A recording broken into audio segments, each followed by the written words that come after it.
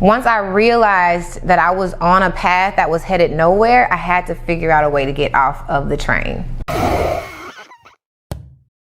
I'm extremely passionate about helping corporate professionals transition into entrepreneurship. So I had to share the one thing, the number one thing that helped me develop as an entrepreneur, and that's the morning meetup. I joined the morning meetup specifically for the structure because I'm leaving corporate America, so I'm used to those morning huddles. We got our sales, we know what our goals are, and we get our day started. So I was missing that for 2 years before I even found the morning meetup. Now, the second thing that I really benefited from was the revenue. Revenue generating activities was not necessarily a thing before 2021. Now, I had my LLC, I had my website, I had a few clients here and there, but the momentum really took off as soon as I got around like-minded individuals and people who really knew the struggles that I was already dealing with, that I could get over my fear of sales and communicating my value and putting myself out there on social media. The friends that I've developed, the mentors and the mentees that I've created relationships with, everything has really created this environment for us to thrive as entrepreneurs. So if you want to develop as an entrepreneur, you're leaving corporate America and you're trying to figure out how do I get my footing in entrepreneurship, then the morning meetup will definitely be a game changer for you. You can learn with us, you can grow with us. And I didn't even mention that we have a book club. Join us in the community. Let's get started today. You will not regret it. Welcome to another episode of the Work and Play podcast, where I get to talk to all of my cool friends who have been in corporate America, who have left corporate America and became entrepreneurs. Now, today's a solo episode, and today I actually have named this episode Getting to Know Yourself, because I realize as I talk about the steps that it takes for us to get into entrepreneurship, a lot of it starts with self. And even as an entrepreneur, understanding like who you are, how you lead, how you sell, like all of these things are attributed to like us and our personality and our relationships with our childhood, our relationships with trauma, our relationships with our spirituality. Becoming an entrepreneur and truly letting go of that corporate identity has a lot to do with getting to know self, especially if you aspire to move past solo entrepreneurship and then go into like building a whole corporation. It's gonna require a lot of self-discovery. I was talking to someone the other day and she was talking about the trauma she experienced in her business and how she was trying to lead a team and hiring someone new, and was faced with the like karma of the type of employee that she was. And then also kind of extrapolating that experience a little bit more, it's like you leave corporate America because you want to leave a certain culture, you want to leave the system behind, you want to leave like the institution of corporate America or corporate wherever you are behind, right? And so you think everything is wrong with the corporation. Well, when you become a business owner, right, you start as a solo entrepreneur, right, and then you start to build out a team, then you start realizing this is a whole new relationship that I have to navigate around, and people around me, they all aren't crazy. So part of the dysfunction in my business has a lot to do with me, and it takes a lot of time to really like, one, come to terms with that, but then two, be able to explore like what is this and how do I move past it. So I want to talk about what it took for me to get to know myself and how you can actually do this too. So there are a few practical tips that I can share. There are a few experiential anecdotes that I can share. And there are just some professional things that I've seen as I've talked to over 200 entrepreneurs about their journey in entrepreneurship and how they actually left corporate. So hopefully this gives you some like perspective and what you can actually do to get your journey started, so we can actually like move the needle forward. So this conversation actually sprung about because I had a conversation with a parallel version of myself. This girl was a rock star. She is a rock star. And when I met her, she was telling me about all of these things that she wants to do. She's still in corporate America, or she's about to go into corporate America, and she has this defined idea of what she wants to do. As I'm listening to her like share her career aspirations of like what she wants to do, and I'm also listening to the fact that she had to come to terms with the idea that she had when she was like early on in college and how she had to release that she didn't want to be that anymore, then came up with a whole nother career idea. I'm looking at her, I'm like, dang, this girl has it all together. I remember growing up and being a young adult, and I'm still a young adult, but I remember there were times where it's like, girl, you got it all together. And so as I'm reflecting on this moment, I am thinking about her as, girl, you got it all together. But the difference that I feel like happened from an external perspective as she's telling me her story is her reflections on where she wants to be in a career sound very similar to mine in my later years, right? And when I was at her age, even though I had it all together, having it all together by standard, by definition, was you got a good job, good car, you're about to get your house, you're making good money, like all of this stuff, that's you, girl, you got your head on straight, you got it all together. All of this stuff was indicators that my life was great, or so they thought, right? And I really appreciated her thought process on how she was strategizing in her career. But I'll be honest with you, this was the furthest thing from where I was thinking in 2011 when I was in business school, because at that time I thought I was going to be a CPA, and then when my dreams were knocked down, I had to figure out a different path that would allow me to pivot. Up until this point in my life, I thought I was going to be a CPA. So because I thought like, okay, I'm going into accounting, and that my dreams were shattered just because I didn't pass like the entry exams, and that was a whole traumatic experience. I mean, seriously, I cried. Like, I was devastated because this was the first time that I had ever not gotten something that I wanted. Because up until this point, everything that was required to be good, like in the world, required good grades, required you to stay out of trouble. I was pretty good at the basic things in life. And so I just thought I'd pick a career, I'd pass the test, and my life continues to go on. Well, that was my first no. That was the first time life said no, and I was devastated. And now that I'm looking back at it, you can understand that, you can see that life was trying to tell me I was going in the wrong path. But I didn't see it that way. So instead of accounting, I went finance. And the rest is history. But what I always say now is I didn't realize that I was a black woman in corporate America.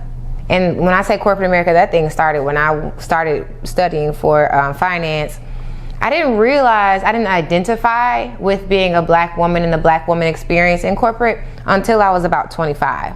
Up until this point, I participated in a few different programs. I was doing all the extracurricular things to make my resume look great, and I got into corporate America. I was outpacing even my white counterparts because I'm doing all the things, networking, meeting these executives, sending my follow-up emails. I was doing all of that. I had my internship, my sophomore year. I had a job offer before I graduated college, and I felt like I was really on my way. But when I got into corporate America, actually got into my job, I felt like I was just kind of dropped off into the world without any additional acceleration that the system would provide. After you go through all 12 years of school, college, and then you go through your internship, and then you even take a couple career development programs, you're dropped into corporate with very little guidance on how do you get to the next level? What is the next level anyway after you go into corporate America? And I was not quite sure.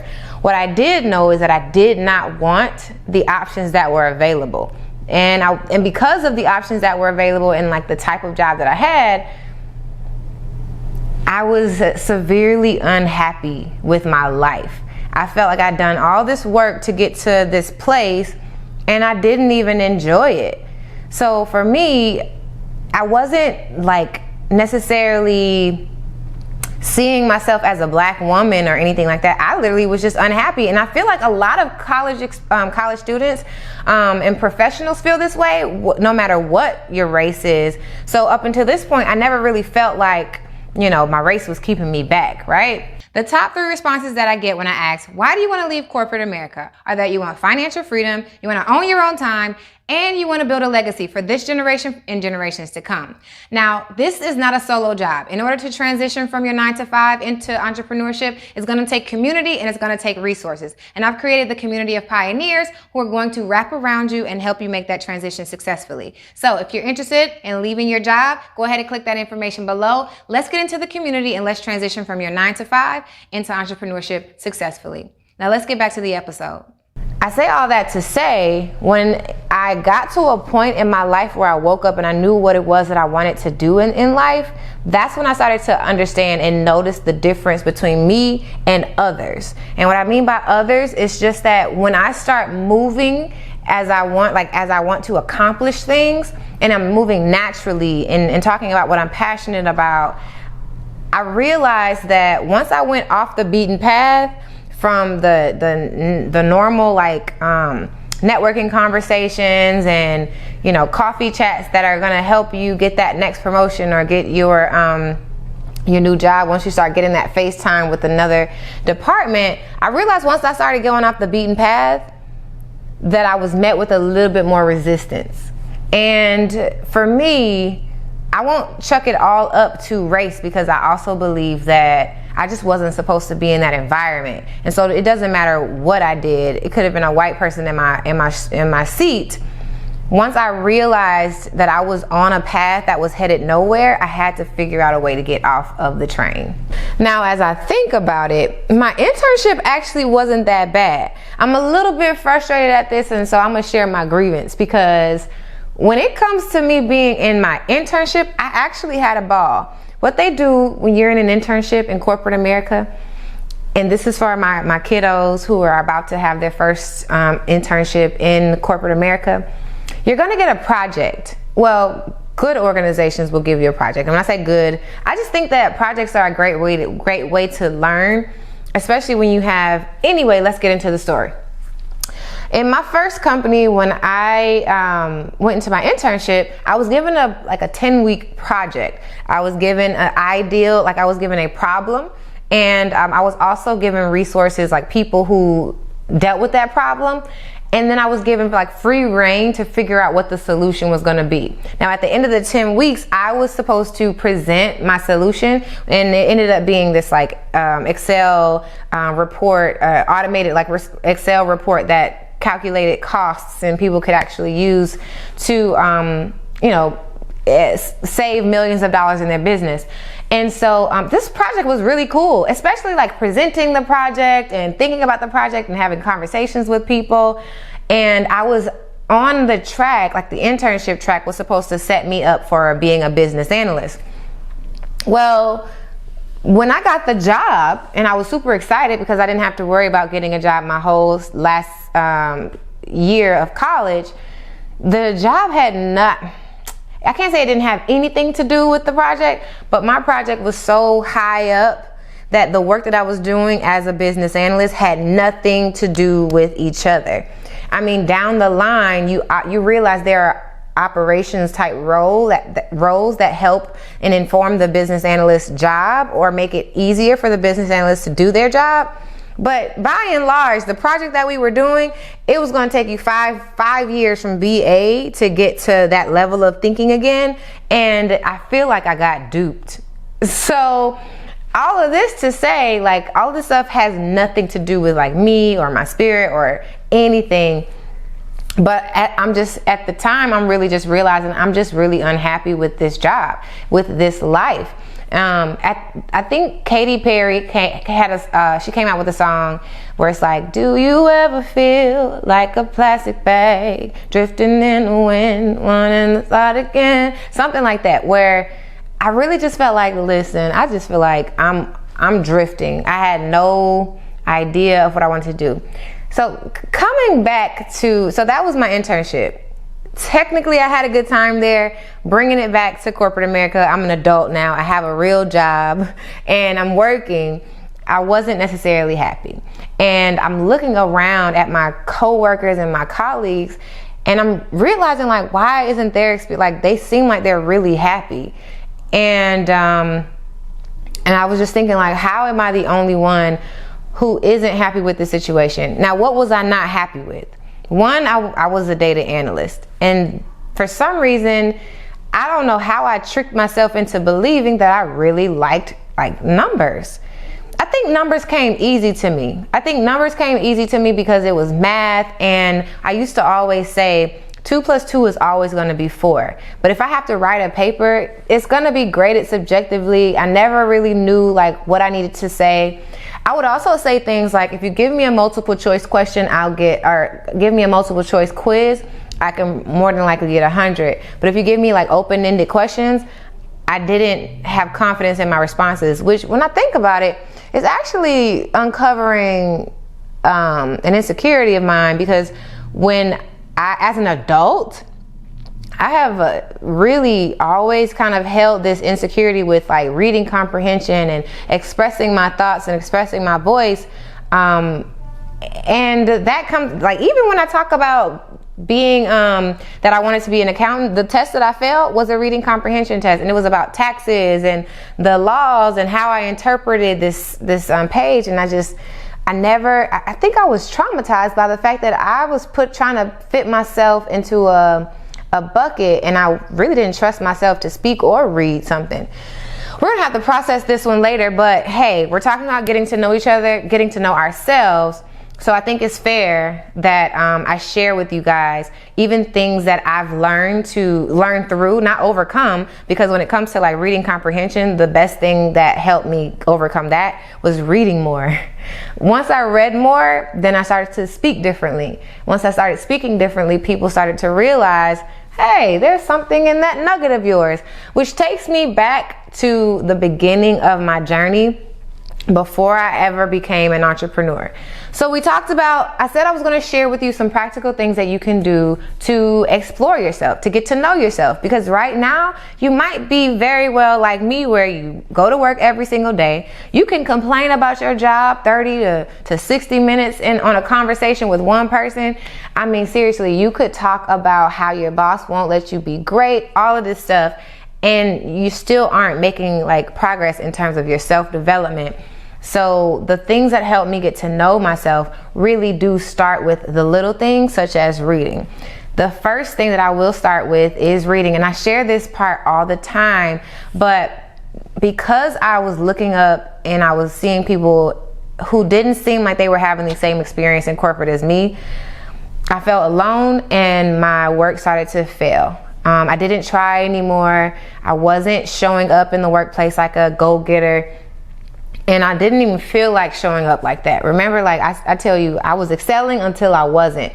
And for me, that had a negative effect on my relationship as a professional in general. So one of the first things that I did was read. Reading this book called Presence by Amy Cuddy, and I talk about it even in my work, because I do believe that as we get expansive, it really does change our mindset. And it's funny, like people do like little skits and parodies on doing the Superman pose and stuff like that, but it really does help transform your mindset and get you like pumped up for whatever it is that you're doing, whether it's a job interview or a meeting with someone important, all of that. So reading was one of the first things that helped me get through the hurdle. And I don't know if I said, okay, I'm going to read one book. I did say I was going to read more, but I didn't say I was going to read one book a month or anything so that I can improve my comprehension or even my diction. I was just like, I got to read this book because my job is failing. And then I started to say, okay, I should do this more. So for me, reading was one of those things that really helped me get in touch with myself. By reading more, I'm starting to learn more about history and people who have lived before me, who are more like me or living big for bigger things than I was.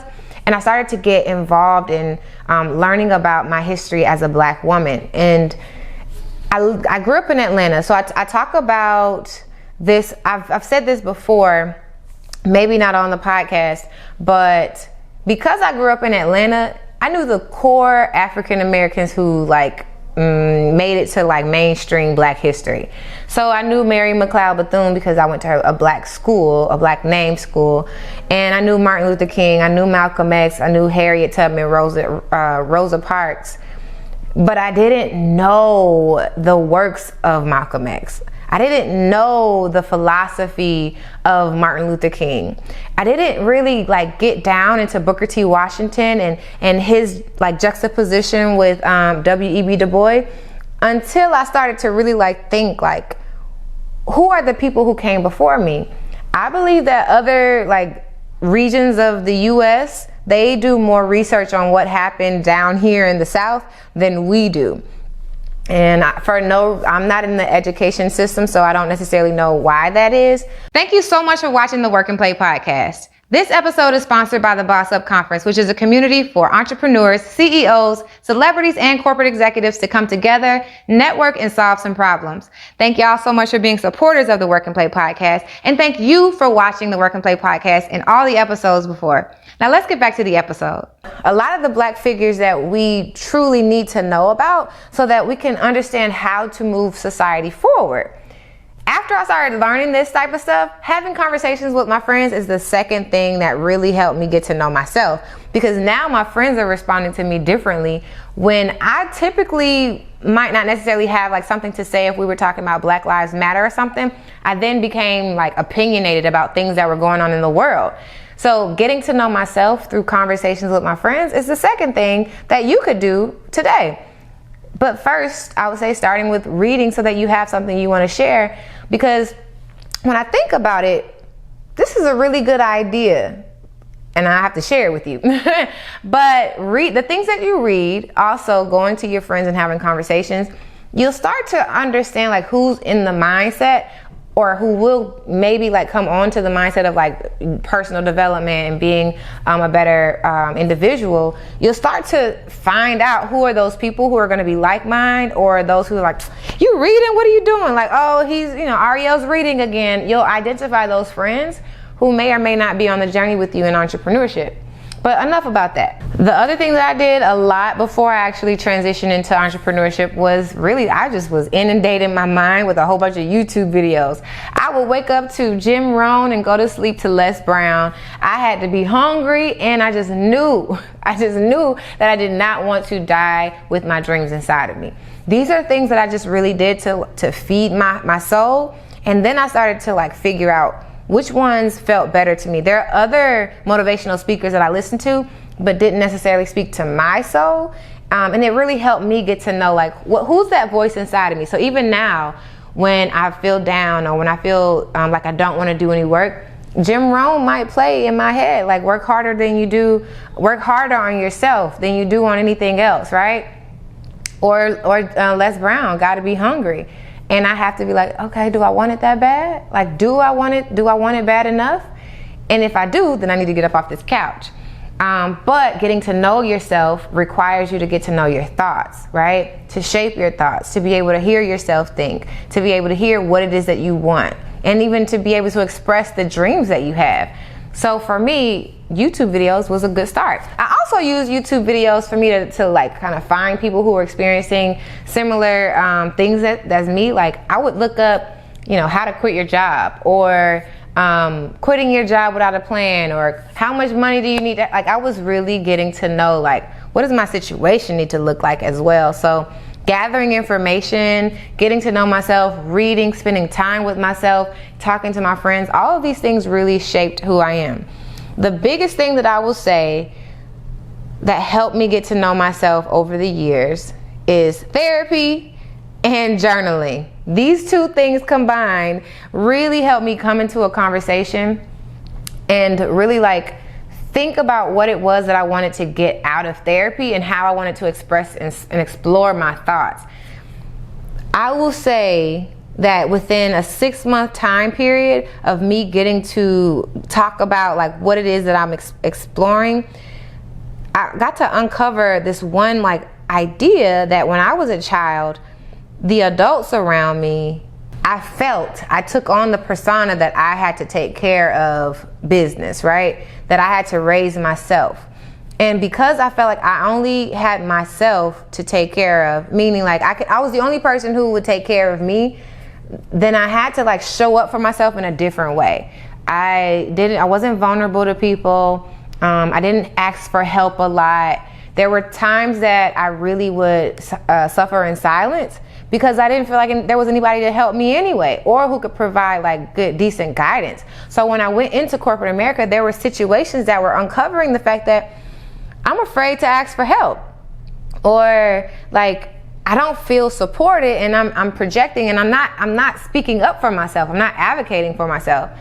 These are just things that like I didn't know were there until I started having conversations with my therapist. And once I started to uncover the like crap, then I could start to take pride in the woman that I was becoming, and the woman who I had actually been to get myself through all of the things that I experienced as a child. Now, nobody leaves childhood unscathed. So when I say trauma, it can be a small T or a big T.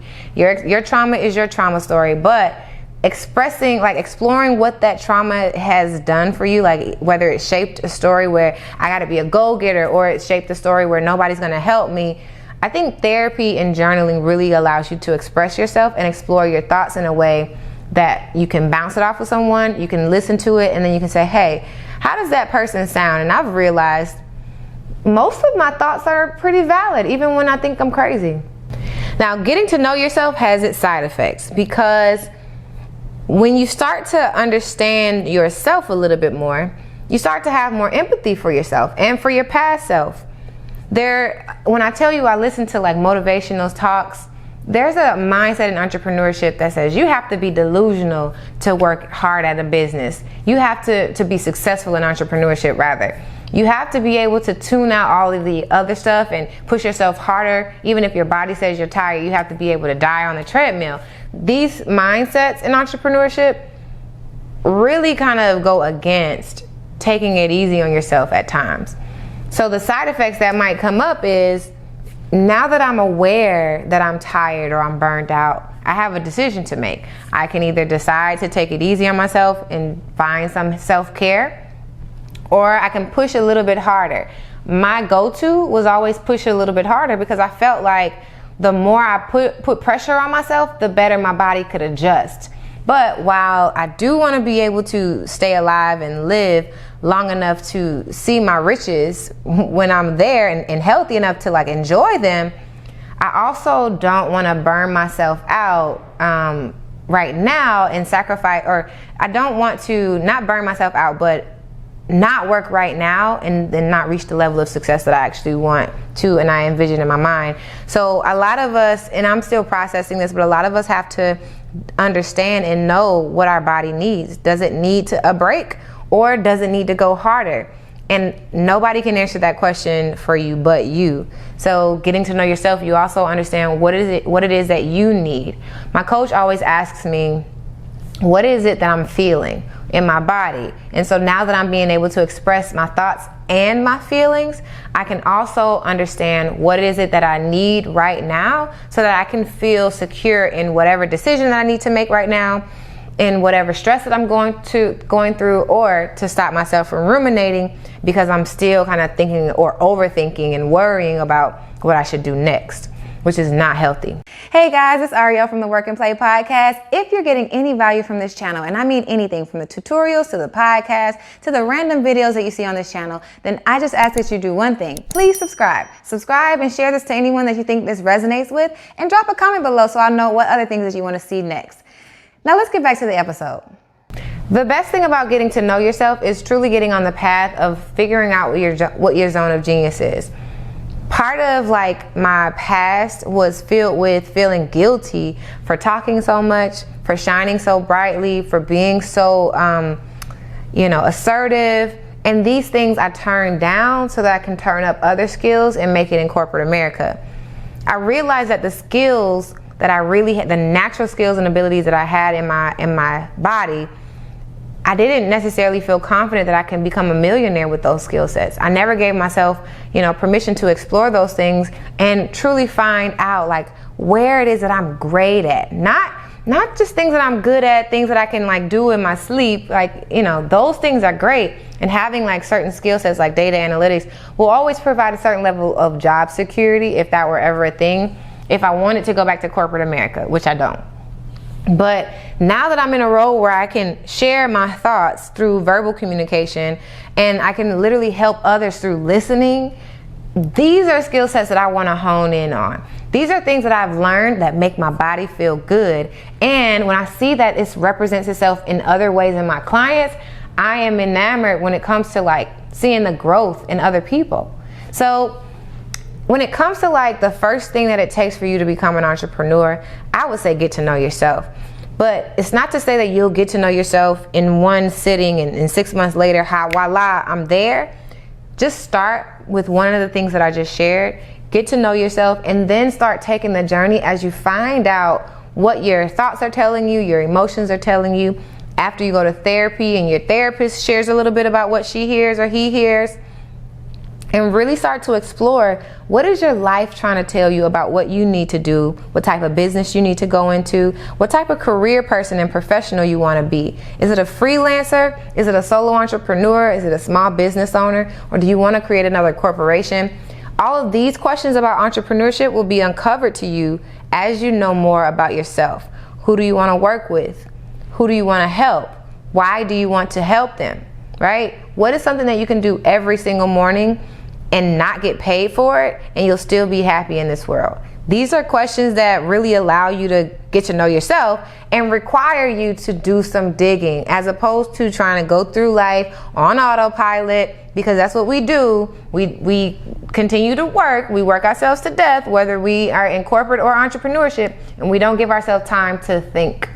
So give yourself time to think. I wanted to dedicate this episode specifically to you getting to know yourself, because there are tangible ways, there are specific ways that you can do that, and there are ways that you're gonna find works better for you. Don't just take my word for it. Get to know yourself and allow that to lead your journey forward. So I'm gonna leave you with that thought, and I want you to check it out. I want you to try it. Just really like process it. Oh, but before I go, journaling. On journaling, I wanna let you know, like, don't stop here when you're like, okay, episode's over, like, I'm not journaling. I don't want to write anything. My hand gets tired when I write. My hand gets tired when I write too. So I want to give you this. If you don't want to write in your journal, you can also audio journal, which means that you'll be taking your phone and literally cutting on the voice recorder app and just speaking your thoughts. I would recommend also that you listen to your thoughts, so that, you know, sometimes if your therapist is not available, you can probably give yourself some advice before you actually go back to your next session. So if you don't write, you can audio journal, and then you can also video journal. While we spend so much time on social media and on live, you can actually just speak to yourself in a video and allow that to play back to yourself, so you can hear what struggles you're going through or what your thoughts are and how you're growing and developing. And what's even more cool is 12 months later, when you're looking back at who you were at the beginning of the year or the beginning of the 12-month span, you get to see the growth that you experienced.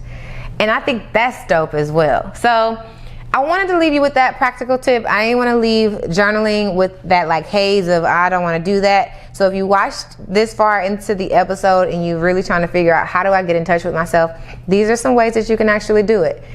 All right, guys, I'm going to leave you with that. If you have any questions, you know where to find me on Instagram or on LinkedIn. Now I'm actually on LinkedIn.